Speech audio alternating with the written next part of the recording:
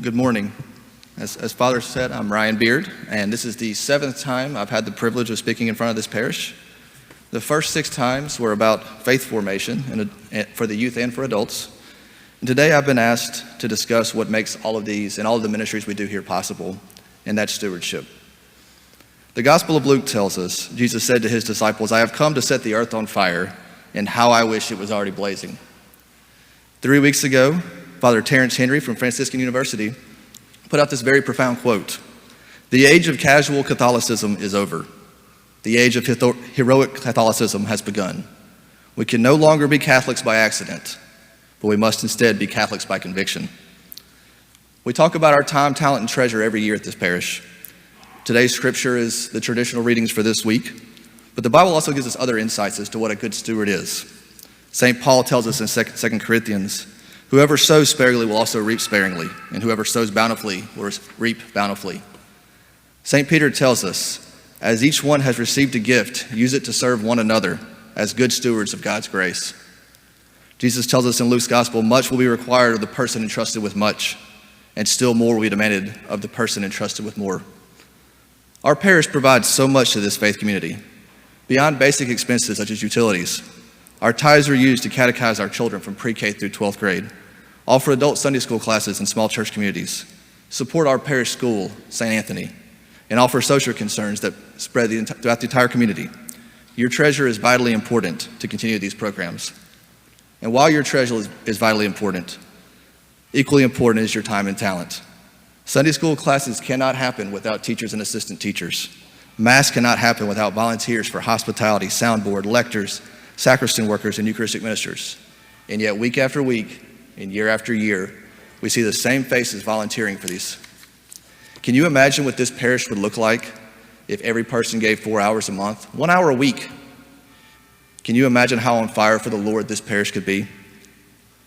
This past Sunday, I had the pleasure of speaking to the youth about Mary's fiat, her yes to God. And we all know her famous quote, "I am a handmaid of the Lord.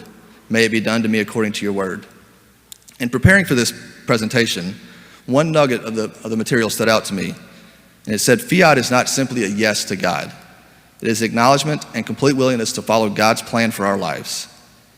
It allows God to speak something new into our world and enables us to bring Christ to others." In all honesty, prior to 2014, I was a very lukewarm Catholic. Claire and I attended Mass weekly, but that was about it.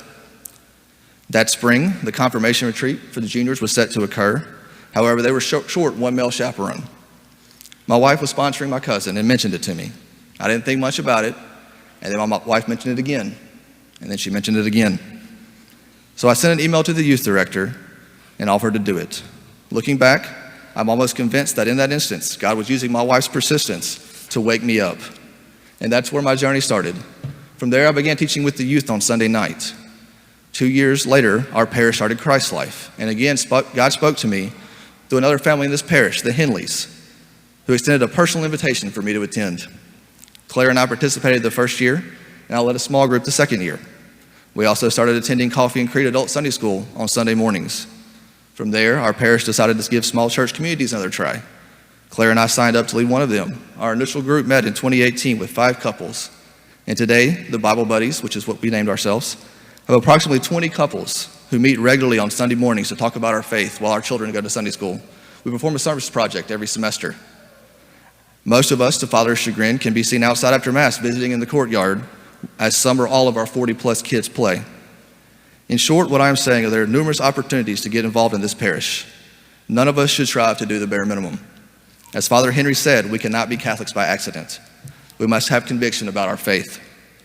As a side note, and since I mentioned it and I can't help myself, if you're not involved in adult faith formation, come see us after Mass. We're all out in the courtyard. We'll talk you through it. There's classes for Zoom, in person, nights, weekends, whenever. Just come talk to us. Stewardship is a very personal decision, and only you can decide what is right for you. That being said, as Father mentioned, God tells us that the first fruits belong to Him, not what is left over. Right now, a very small percentage of our parishioners give the majority of the money this parish receives, and less than half of our registered families submit a pledge card. I know this year has been exceptionally hard on some of our families. For those of you who have been able to give, This parish is grateful. This year has been challenging for all of us, and St. Francis is no exception. Our collections have diminished during the pandemic, and our major fundraisers have been canceled or severely cut back. To those of you who are already giving, I would encourage you to strongly consider your financial giving to the parish and decide if you are giving your first fruits or what is left. To those of you who have not started giving, I'd encourage you to start small, but the most important thing is to start. If you are not involved in a ministry, get involved. There is so much more this parish could offer if we have people willing to put in the time. I have never regretted a penny or a minute I have given to this parish, because this parish has provided so much to me and my family. Thank you.